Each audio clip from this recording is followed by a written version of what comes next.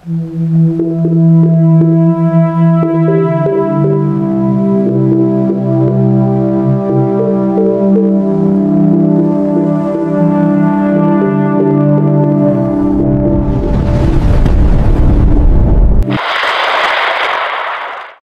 araw po sa inyong lahat.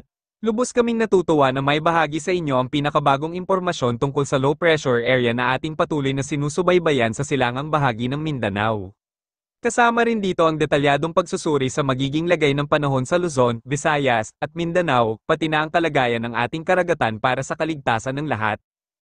Ang LPA na ating pinapanood ay tuluyan ng nakapasok sa ating Philippines Area of Responsibility, ang teritoryo na ating pinangangasiwaan para sa pagsubaybay ng panahon. Mahalagang tandaan na dahil hindi pa ito ganap na bagyo noong pumasok sa park, hindi pa natin ito matatawag na bagyong Verbena sa kasalukuyan. Gayunpaman, kapag ito ay naging ganap na bagyo sa mga susunod na oras o araw habang nasa loob pa rin ng park, bagyong Verbena ang magiging opisyal na lokal na pangalan nito. Sa kasalukuyan, napansin na bahagi ng LPA nang lumakas at lumawak ang sakop nito. Naiapektuhan na nito ang silangang bahagi ng Visayas at Mindanao, partikular na ang Eastern Samar, Southern Leyte, Dinagat Islands, Surigao del Norte, at Surigao del Sur.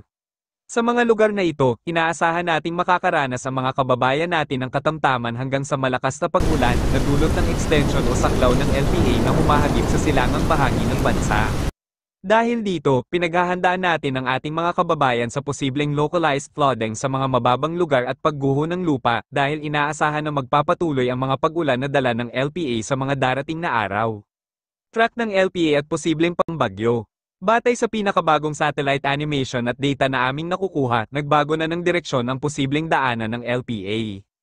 Ayon sa mga ulat, ito tuloy na gumagalaw patungo sa mga sumusunod na lugar, Dinagat Islands, katimugang bahagi ng Leyte, Cebu City, Negros Islands, Guimaras, katimugang bahagi ng Iloilo at Antique, Cuyo, Agutaya, at hilagang bahagi ng Palawan.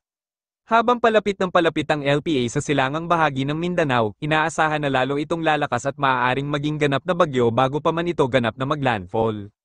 Sa kasalukuyan, posibleng nasa kategorya ng tropical depression ang magiging antas nito kapag naging ganap na bagyo.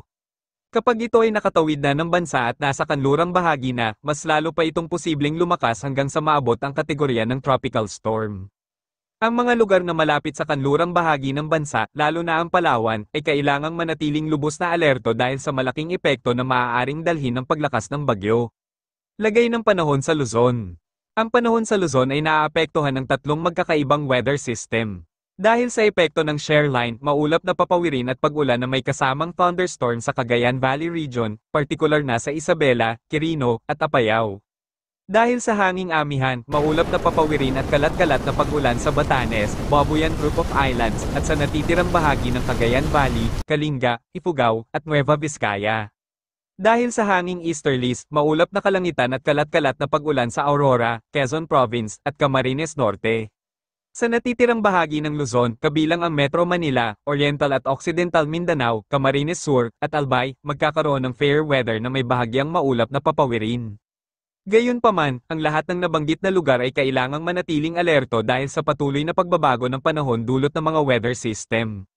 Lagay ng panahon sa Visayas. Dahil sa LPA, maulap na papawirin at kalat-kalat na pag-ulan sa Eastern Samar, Southern Leyte, at Bohol, dahil ang mga lugar na ito ay malapit sa LPA na nasa silangang bahagi ng Mindanao.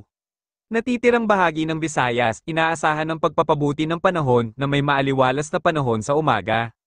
Gayunpaman, mataas ang tsansa ng pag-ulan na may thunderstorm sa hapon at gabi dahil sa epekto ng LPA na patuloy na nakakaapekto sa rehiyon. Lagay ng panahon sa Mindanao. Dahil sa LPA, kalat-kalat na pag-ulan na may localized thunderstorm sa Caraga, Davao, at Northern Mindanao. Pinaghahandaan natin ang ating mga kababayan sa posibleng pagbaha sa mga mababang lugar dahil sa malakas na pag-ulan at hangin na dala ng LPA na nasa loob na ng PAR.